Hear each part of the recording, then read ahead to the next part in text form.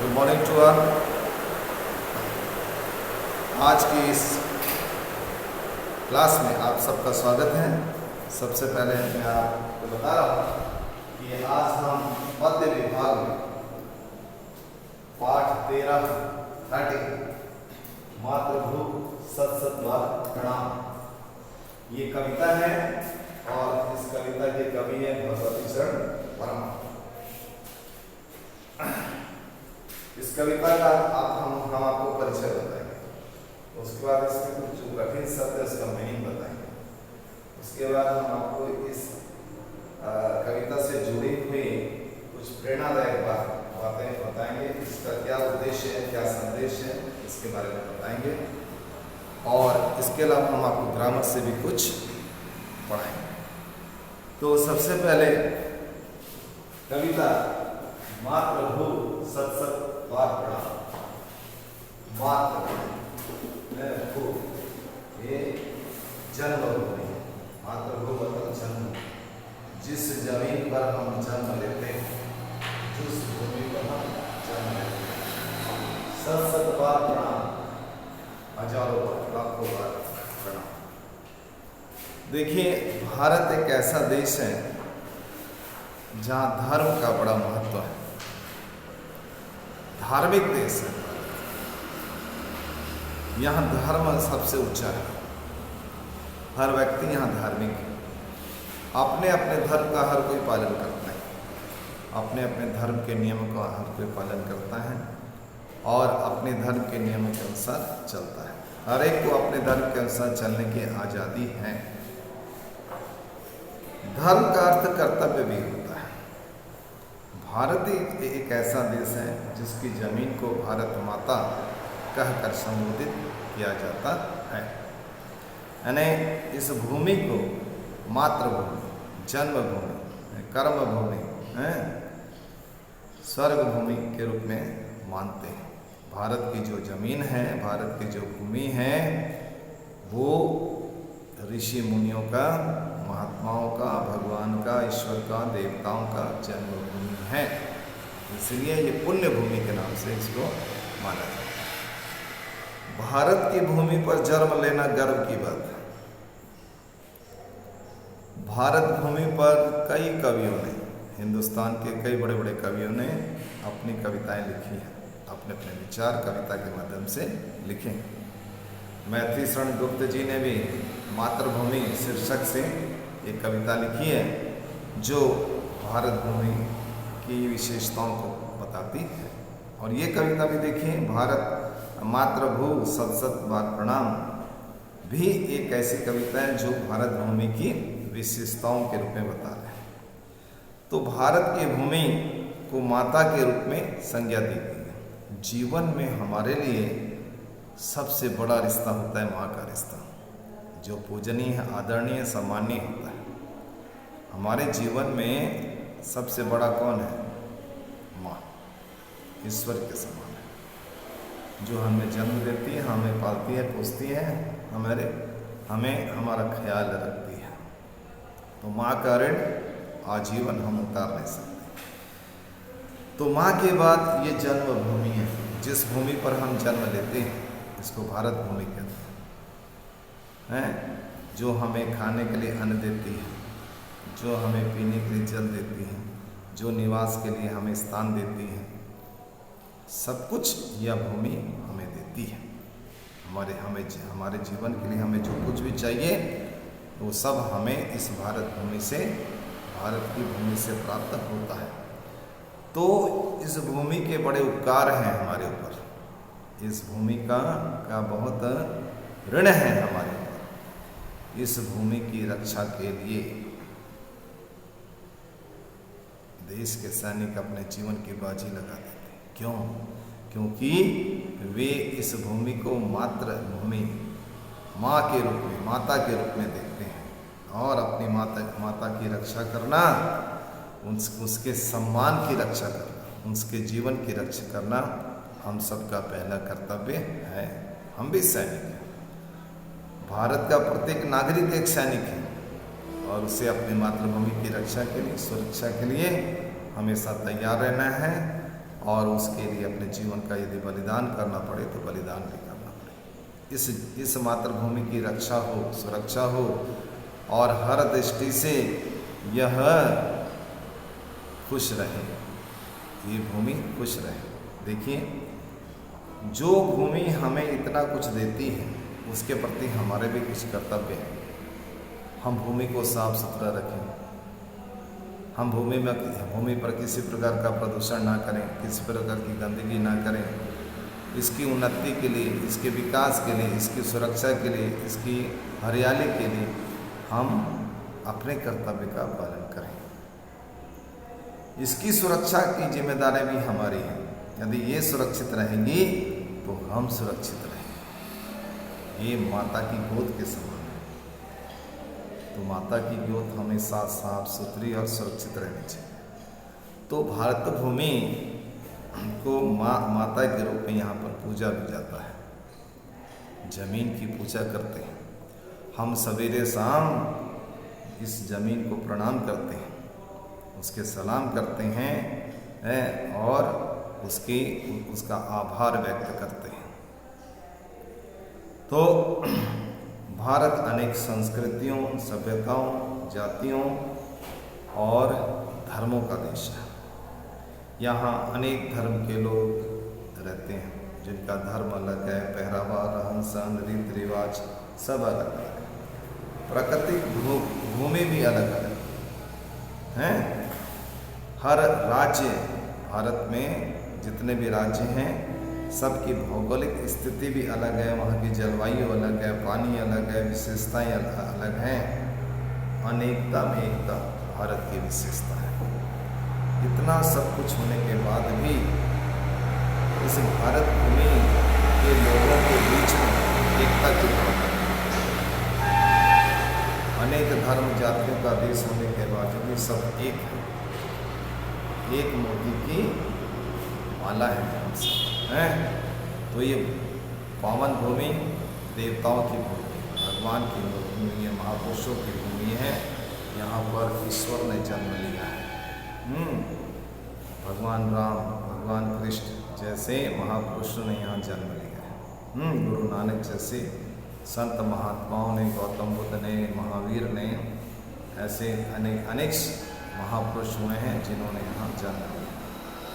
महात्मा गांधी, विवेकानंद, चंद्रशेखर आजाद हैं, सरदार वल्लभ भाई पटेल, सुभाष चंद्र बोस आदि अनेक महान पुरुषों ने इस भूमि पर जन्म लिया है। ये जमीन खनिज पदार्थों से भरी पड़ी, प्राकृतिक संपदा से भरी पड़ी हुई है। यहाँ के लोग मेहनत करते हैं और अपने जीवन में सुख और खुशियों का अनुभव करते हैं। तो क्या कहता है कविता, अपनी कविता में कवि ने क्या कहा, इसको हम पढ़ के सुना रहे हैं, ध्यानपूर्वक सुनिए। मातृभूमि सत सत बार प्रणाम, ए अमीरों की जननी तुमको सत सत प्रणाम। मातृभू सत सत बार प्रणाम।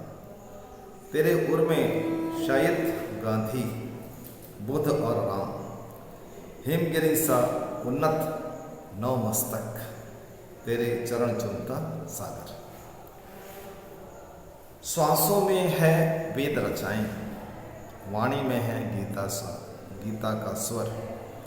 ए संस्कृति की आदि तपस्वनी, तेजस्वनी अभिराम, मातृभू सत सत बार प्रणाम। ये लाइन बार बार दोहराएंगे। कवि ने अपनी बात को बल देने के लिए इस पंक्ति को बार बार दोहराया है। मातृभू सत सत बार प्रणाम। हरे भरे हैं खेत सुहाने, फल फूलों से युक्त वन उपवन, तेरे अंदर भरा हुआ है। खनिजों का कितना व्यापक धन, मुक्त हस तू बांट रही है, सुख संपत्ति धन धाम। मातृभू सत सत बार प्रणाम। प्रेम दया का इष्ट लिए तू, सत्य अहिंसा तेरा संयम, नई चेतना नई स्फूर्ति युक्त, तुम्हारे तुझ में चिर विकास का है कम, चिर जीवन चिर नवीन तो जरा मरण से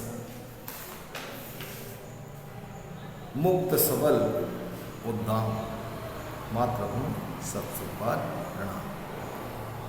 एक हाथ में न्याय पताका, ज्ञान दीप दूसरे हाथ में, जग का रूप बदल दे हे माँ, कोटि कोटि हम आज साथ में। गूंज उठे जय हिंद नाथ से सकल नगर और ग्राम, मातृभूमि सत्तर बार प्रणाम। भगवती चरण पर। तो इस प्रकार कविता को पढ़ना है, आपको भी कविता पढ़नी है। कविता को ध्यानपूर्वक पढ़ना है और उसके एक एक स्टांजे को याद करना है। तो पहला स्टांजा फिर से हमें एक बार पढ़ रहे हैं। पहला स्टांजा क्या है, ध्यान से सुनिए और पढ़ने का अभ्यास कीजिए। आपको लगातार पढ़ने का अभ्यास करना है। कविता को पढ़कर आनंद लीजिए। कविता आनंद प्राप्त करने का विषय है। मातृभूमि सत बार प्रणाम, ए अमीरों की जननी तुझको सत बार प्रणाम। मातृभूमि सत बार प्रणाम, तेरे गुण में शायद गांधी बुद्ध और राम। हिमगिरी सा उन्नत नौ मस्तक, तेरे चरण चुमता सागर। श्वासों में है वेद रचाएं, वाणी में है गीता का स्वर। ए संस्कृति की आदि तपस्विनी तेजस्विनी अभिराम, मातृभूमि सत बार प्रणाम।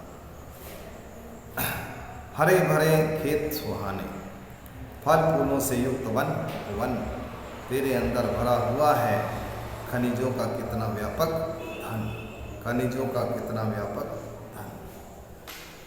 मुक्त हस्त तू बांट रही है सुख संपत्ति धन धाम, मातृभूमि सत बार प्रणाम।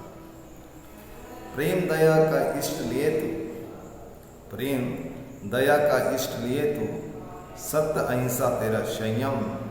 नई चेतना नई स्फूर्ति युक्त, तुझ में चिर विकास का है विकास का है कम, चिर नवीन तो जरा मरण से। मुक्त सबल उद्दाम, मातृभूमि सत बार प्रणाम। अब अंतिम पंक्तियों में देखिए। एक हाथ में न्याय पताका, ज्ञान दीप तुम्हारे हाथ में, जग का रूप बदल दे हे माँ, कोटि कोटि हम आज साथ में।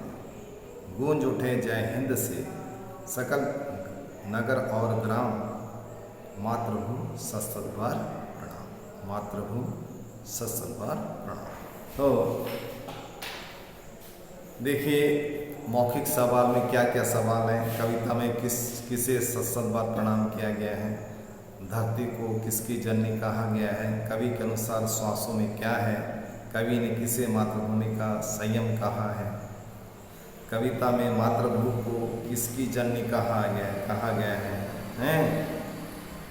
कविता में मातृभूमि को किसकी जननी कहा गया है?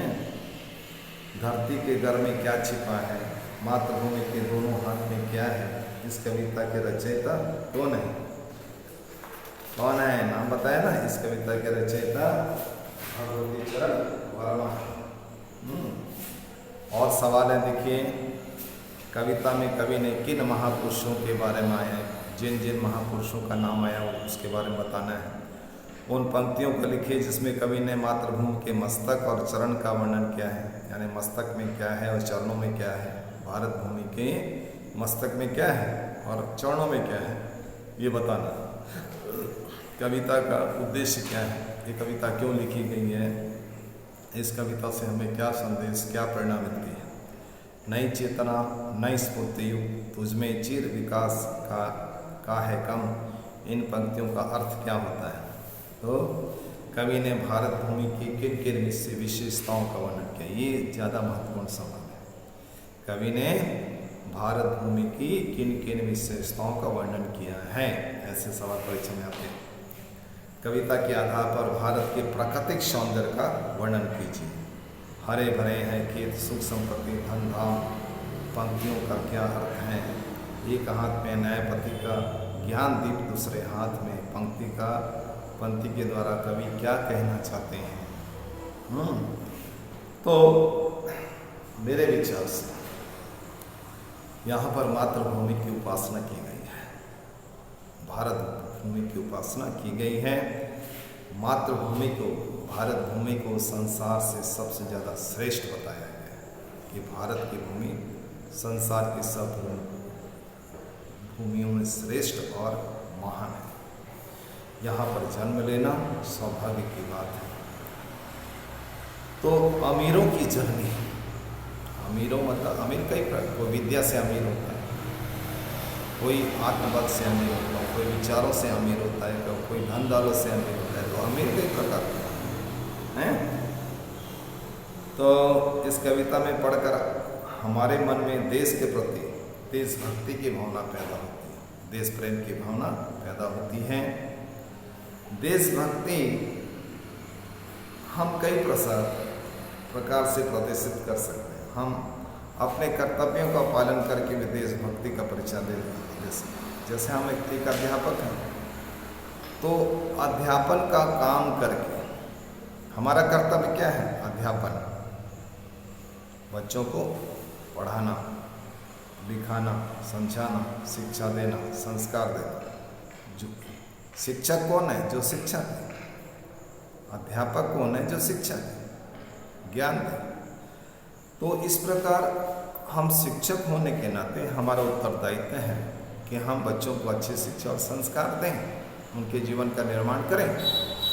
तो हम इस प्रकार अपने कर्तव्य का पालन करते हैं, और ये कर्तव्य का पालन भी एक प्रकार की देशभक्ति है। अब तुम विद्यार्थी हो, ठीक, देश के भविष्य, देश का भविष्य, कल देश की जिम्मेदारी तुम्हारे कंधे पर है, तुम्हारे हाथ में है। तुम भविष्य हो, भारत का भविष्य हो। तो तुम्हारा कर्तव्य क्या है? अच्छी शिक्षा प्राप्त करना,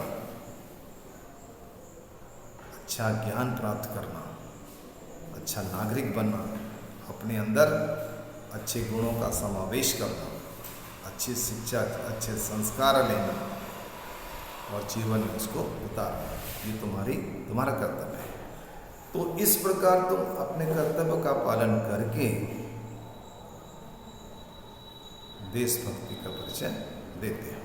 तो संसार में ऐसे सब लोग जो अपना अपना काम कर रहे हैं ईमानदारी से और मेहनत से, उसका मतलब क्या है? इसका मतलब ये है वो भी देशभक्ति का परिचय दे रहे हैं। बॉर्डर में खड़े होकर, सैनिक के रूप में खड़े होकर पहरेदारी करते हुए मातृभूमि की रक्षा करना, वो भी देशभक्ति है। देश के लिए अपने प्राणों का बाजी लगा देना देशभक्ति है। इस प्रकार देशभक्ति के कई रूप हैं। तो भारत कई संस्कृतियों का देश है। देखो, भारत में हिंदू रहते हैं, मुसलमान हैं, सिख हैं, ईसाई हैं, बुद्धिस्ट हैं, जैनिज्म है, बहुत प्रकार के धर्मों को मानने वाले लोग हैं। सबकी अपनी संस्कृति है और विभिन्न संस्कृतियों का ये जो देश है वो अद्भुत है। संसार में और कोई ऐसा देश नहीं है जहाँ पर विभिन्न संस्कृतियों का, सभ्यताओं का, धर्मों का वास। तो ये खासियत भारत में ही है, इसलिए भारत महान है। तो देशभक्ति से जुड़ी और बहुत सारी कविता है। देशभक्ति की से जुड़ी कोई भी कविता कहीं पर भी आपको मिलती है तो आप उसे जरूर पढ़िए, क्योंकि उसमें जो मैसेज होता है, जो संदेश होता है, वो हमारे लिए जरूर ग्रहणीय है। तो मैथिली शरण के द्वारा लिखी गई कविता है मातृभूमि, उसको जरूर पढ़िए। कहीं पर भी मिले तो उसको जरूर पढ़िए। तो इस पाठ में देखिए कुछ प्रश्नोत्तर भी दिए हैं 1 to 7, जिसे टेक्स्ट बुक में ही लिखना है। उसको आप आंसर शीट से देखकर लिख सकते हैं। आंसर शीट आपको स्कूल के द्वारा भेज दी गई है। आपके मोबाइल में सारे पाठ के प्रश्न उत्तर हैं, जो हम पढ़ा रहे हैं, जो आपको बता रहे हैं, उसके सभी प्रश्न उत्तर टेक्स्ट बुक में और नोटबुक में बराबर हमारे साथ लिखते चलिए। जो हम पढ़ा दिए उसको लिख दिए, क्योंकि लिखा हुआ जो नोट्स हैं उसके आधार पर आपको नंबर दिए जाएंगे और ये नंबर आपकी वार्षिक परीक्षा में सफलता में आपके जोड़े जाएंगे। तो पढ़ना है और लिखना है, दोनों का साथ साथ चलना है। टेक्स्ट बुक में भी लिखना है, जो उत्तर टेक्स्ट बुक में लिखने लायक है उसको टेक्स्ट बुक में लिख लीजिए, जो नोटबुक में लिखने लायक है उसको नोटबुक में लिख लीजिए। तो अपनी मातृभूमि से बड़ा संसार में और कुछ नहीं है। हमारा पहला कर्तव्य क्या है? हम जिस देश का अन्न जल खाते हैं, जिस भूमि का अन्न जल खाते हैं, उसके प्रति हम हमेशा वफादार बने रहें।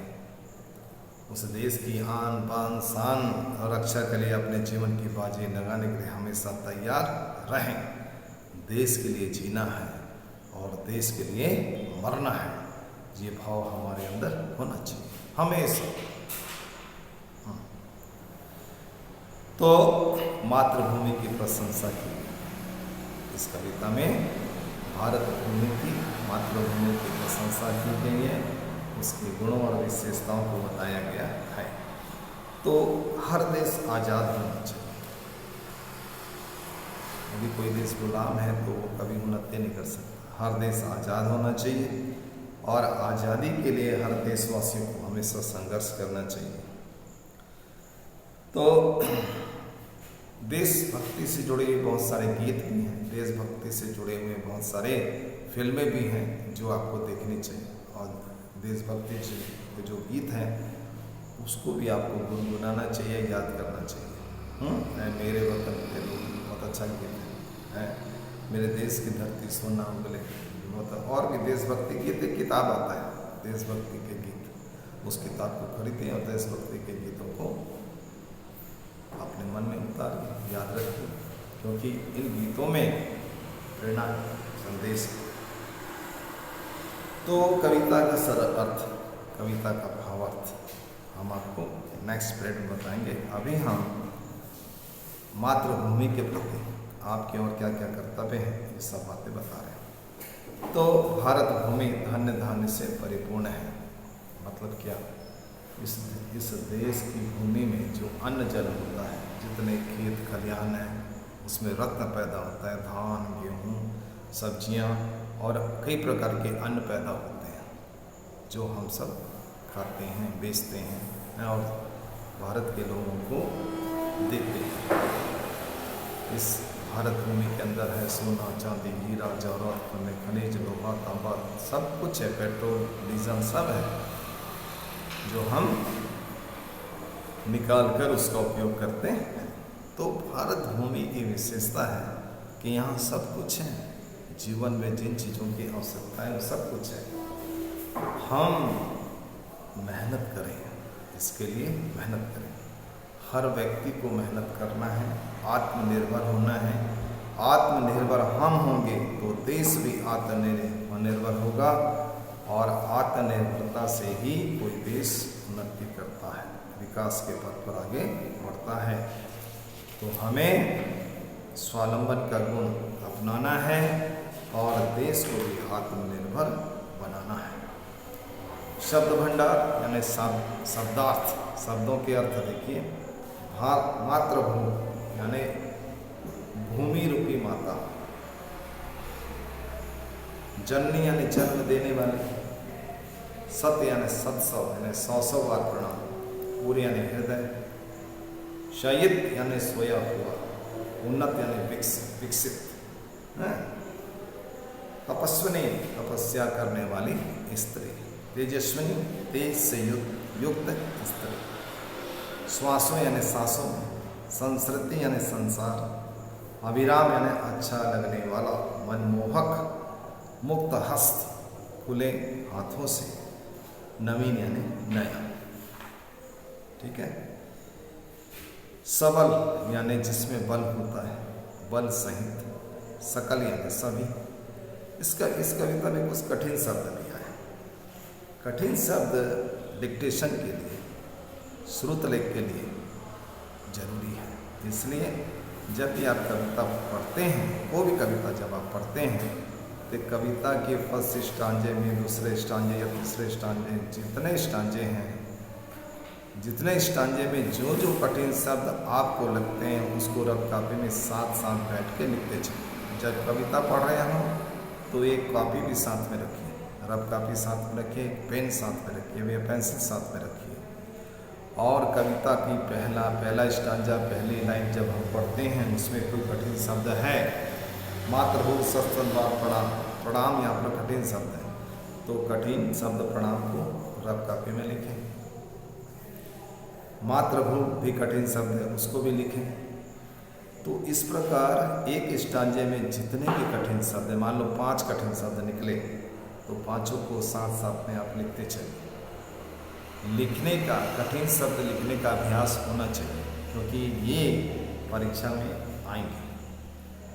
उच्चारण भी करना है सही, और श्रुत लेख, डिक्टेशन, सुनो और लिखो भी आएगा। तो इस प्रकार पूरी कविता में कम से कम 15 या 20 कठिन शब्द आते हैं।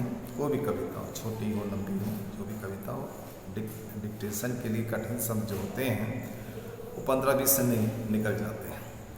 तो उसको साथ साथ में आप लिखते रहिए। एक बार लिख लिए, उसके बाद पढ़िए, पढ़ने का फिर लिखिए। ये अभ्यास कम से कम 3 या 4 बार आपको करना है, चाहे वो गद्य हो चाहे वो पद्य हो, कोई भी आपको ये काम, साहित्य में ये काम करना है। आप हिंदी पढ़ रहे हैं तो ये काम कीजिए, आप अंग्रेजी भाषा पढ़ रहे हैं, अंग्रेजी साहित्य पढ़ रहे हैं तो भी ये काम कीजिए, आप उड़िया साहित्य पढ़ रहे हैं तो भी ये काम कीजिए। इस प्रकार शुद्ध लिखने का अभ्यास भी होगा, डिक्टेशन भी होगा और शुद्ध उच्चारण भी होगा। भाषा में, साहित्य में शुद्ध पढ़ना, शुद्ध लिखना जरूरी है, तभी आपको नंबर मिलेंगे, तभी आप शुद्ध पढ़ना लिखना सीखेंगे। और ये जो क्लास आपकी है, ये सुधार की क्लास है। इसमें जो सुधर गया वो जीवन भर सुधरा रहेगा, और इसमें जो बिगड़ गया वो जीवन भर बिगड़ा रहेगा। अब आपको बढ़ना है या बिगड़ना है, ये आपके हाथ में। हम तो आपको बनाने आए हैं, आप हमारा कहना मानोगे, हमारे कहे के अनुसार सही रास्ते पर चलोगे तो तुम्हारा हर चीज़ बन जाएगा।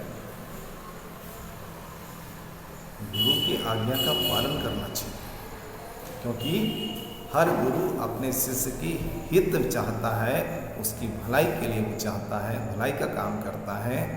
तो विद्यार्थी का कर्तव्य है कि वो अपने गुरु के आदेश का पालन करे, आज्ञा का पालन करे। अच्छा विद्यार्थी कौन है? जो गुरु की आज्ञा का पालन करे। तो आपको अच्छा बनना है, अपने जीवन में उन्नति करनी है, अपने जीवन को अच्छा बनाना है, अपना विकास करना है।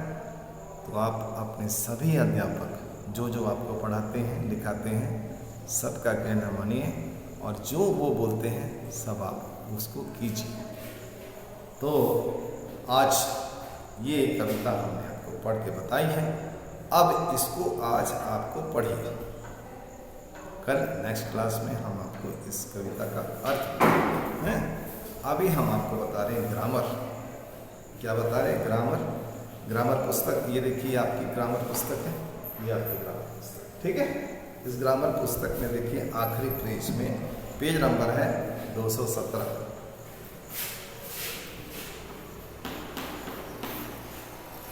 इसमें अभ्यास पत्र दिया है। अभ्यास पत्र का मतलब है जितना ग्रामर आपने पढ़ा है उसका प्रश्न उत्तर कैसे परीक्षा में आएंगे और कैसा उसका उत्तर लिखना है, ये आपको अभ्यास करना है। इसका भी उत्तर स्कूल की तरफ से जो आंसर शीट आपको भेज दी गई है उसमें सब लिखा हुआ है।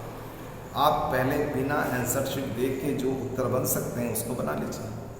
अभ्यास पत्र से 1, 2, 3 है, तो पहले 1 बनाइए, जो आपसे बन सकता है। जो नहीं बन सकता उसको आप अपने मोबाइल से आंसर शीट का आंसर देखकर लिख लीजिए।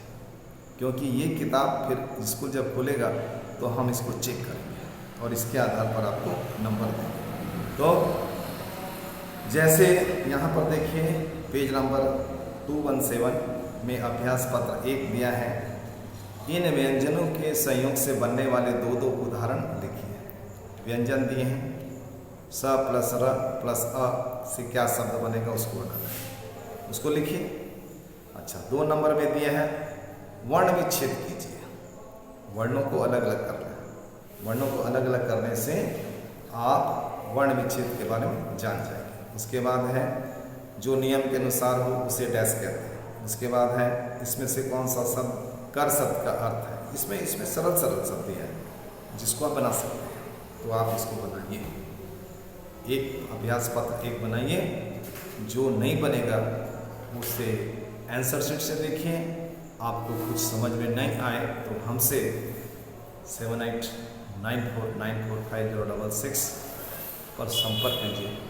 हम हर समय आपकी मदद करने के लिए तैयार हैं। बस आज इतना ही, कल फिर मुलाकात होगी। ओके, नमस्कार।